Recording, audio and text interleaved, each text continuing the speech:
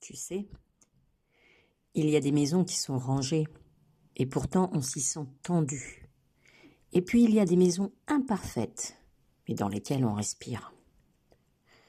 Pendant longtemps, j'ai cru que le problème venait de moi, que je n'étais pas assez disciplinée, pas assez constante, pas assez organisée. Mais avec le temps, j'ai compris une chose essentielle.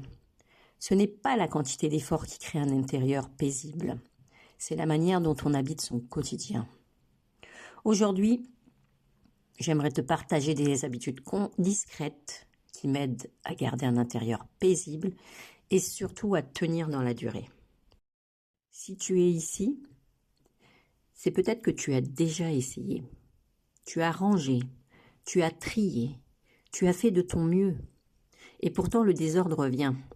Pas forcément visible, mais mental, émotionnel. À partir d'un certain âge, on ne cherche plus une maison parfaite. On cherche la paix, la stabilité, un endroit qui ne nous demande pas sans cesse de faire. Dans cette vidéo, je ne vais pas te parler de méthode miracle. Je vais te parler de routines humaines, de gestes simples, de choix doux. Des habitudes que j'ai intégrées progressivement et qui m'aident à garder un intérieur paisible sans m'épuiser. Un intérieur paisible, ce n'est pas un intérieur vide. Ce n'est pas un intérieur figé, ni un décor de magazine. C'est un intérieur qui ne te met pas sous pression. Un endroit où ton regard peut se poser, sans que ton cerveau ne s'agite. Quand je rentre chez moi fatiguée, je sais immédiatement si mon intérieur est paisible ou s'il me demande encore quelque chose. Et j'ai compris que la paix ne venait pas du rangement en soi, mais de l'absence de tension invisible. Pourquoi les routines classiques ne tiennent pas ? On nous a appris que pour que ça marche, il fallait être régulière, stricte, disciplinée. Mais souvent, très souvent, ces routines sont pensées pour des périodes de haute énergie. Or, la vraie vie, elle est faite de fatigue, de variations, de moments creux. Après 45 ans, notre rapport au temps change, et l'énergie aussi. Si une routine demande trop, elle sera abandonnée. Ce n'est pas un manque de volonté, c'est un mécanisme psychologique normal. Tenir dans la durée, c'est accepter de faire moins, mais mieux. Dans la partie 3, on va voir les habitudes discrètes. Une première habitude, c'est de toujours préserver une zone refuge. Chez moi, il y a toujours au moins une pièce ou même un simple coin qui reste respirable.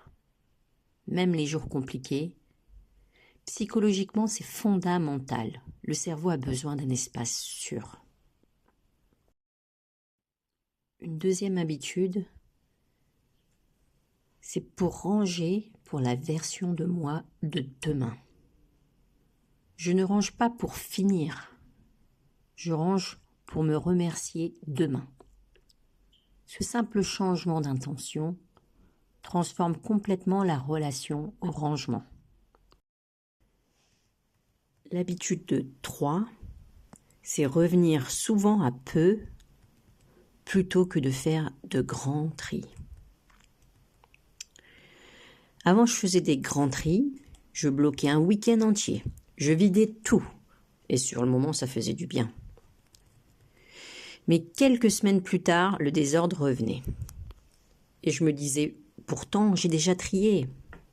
Ce que j'ai compris avec le temps, c'est que ce n'est pas le grand tri qui fait la différence, mais le fait de revenir souvent à peu.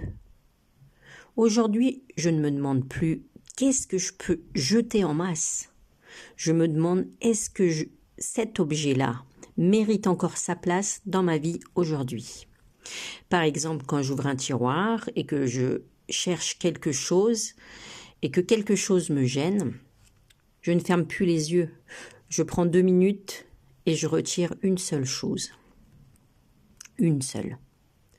Et ce petit geste répété, semaine après semaine, maintient naturellement l'espace léger, sans fatigue, sans culpabilité et sans tout recommencer. L'habitude 4, c'est ne pas chercher le parfait, mais le paisible. L'idée, c'est qu'un intérieur paisible n'est pas un intérieur parfait. C'est un intérieur qui ne crée pas de tension. Pendant longtemps, je croyais que pour avoir un intérieur apaisant, il fallait que tout soit impeccable, que tout soit bien rangé, bien aligné, presque comme dans un magazine.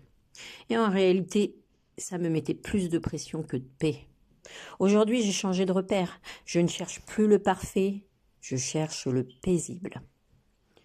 Je me demande simplement, est-ce que cet espace me détend? Ou est-ce qu'il me met en tension? Par exemple, s'il y a quelques papiers sur la table, mais qu'ils sont utiles, et à leur place, je ne me force plus à les cacher. En revanche, si un objet me dérange visuellement, même s'il est joli, je m'autorise à le retirer. Parce que la paix intérieure ne passe pas par des règles, mais par le ressenti. Et c'est souvent ce changement de regard, beaucoup plus que le rangement lui-même, qui transforme un intérieur. L'habitude 5, c'est de ne jamais laisser une tension pour le lendemain. Un objet qui m'agace, une pile qui déborde, je règle ce qui me pèse le plus, mais pas tout le reste. L'habitude 6, c'est de me parler avec douceur.